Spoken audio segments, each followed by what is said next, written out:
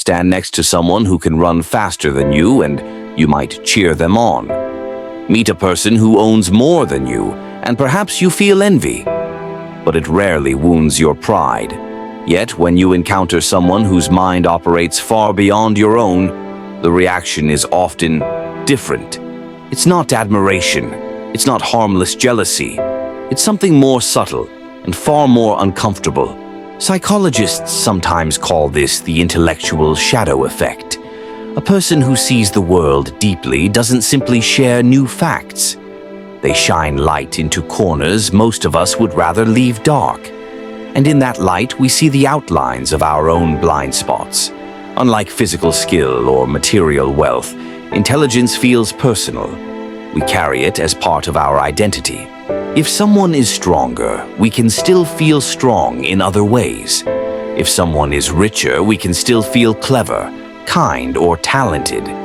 But when someone's mind cuts through complexity with ease, it touches the core of how we see ourselves, and that is why it stings. History shows that those who think differently are rarely embraced without hesitation.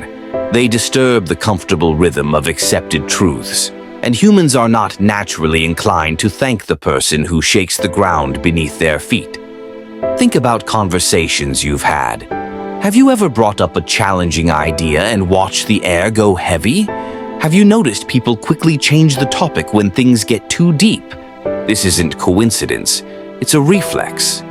A mental firewall designed to keep us from questioning too much, too quickly. Why? Because in social life, knowledge doesn't just live in the mind. It shapes status. In many situations, people prefer to feel right rather than be right. A confident statement, even if wrong, often earns more approval than a cautious truth. This is why the charismatic oversimplifier holds the crowd, while the careful truth seeker stands at the edge. And here lies the paradox. The more a person searches for truth, the further they often drift from the majority. It's not arrogance that isolates them. It's the resistance people have to anyone who quietly exposes cracks in their certainty. Science offers clues about why this happens. Neuroscience shows that when someone feels outmatched intellectually, the brain's threat system, the amygdala, lights up. In simple terms, our minds can react to intellectual challenge the same way they react to a physical threat. And this is no accident of biology. For thousands of years, survival meant staying connected to the tribe. Belonging kept you safe. Challenging the tribe's beliefs could put you at risk. Our ancestors learned on a level deeper than words that social harmony often mattered more than accuracy. In modern life, the same instinct survives. A brilliant question in a group can feel like a disruption, even if asked with kindness. People may dismiss it, not because they've thought it through, but because it shifts the social balance.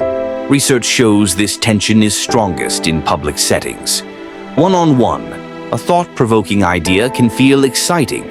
In a group, it can feel threatening, not just to the idea itself, but to how each person believes they're being seen by others. Layered on top of this are several mental habits that tilt us away from deeper thought. Overconfidence bias. Those who know little can feel overly certain, while those who know more see their own limits clearly. Comfort bias. We gravitate toward familiar ideas because they feel safe, even when flawed. Defensive reasoning. When evidence challenges us, we often cling harder to our original belief instead of changing our mind. And then there's the modern amplifier, social media. These platforms reward speed and reach, not accuracy. A sharp, nuanced insight may be valuable, but it won't travel as far as a quick, emotionally charged slogan. The algorithm prefers sparks, not steady light. This leaves the deep thinker speaking against a current. The result is a cultural illusion. Voices that simplify, soothe, or flatter rise to the top, while those that dig deeper struggle to be heard. It's not that people hate truth, it's that they hate what truth demands: change, humility, and discomfort. Some philosophers warned of this long ago. Friedrich Nietzsche observed that people protect their illusions more fiercely than their property. To him, stripping away comforting falsehoods was an act of courage, but one rarely rewarded with applause. And so the deep thinker moves through the world as both a gift and a challenge.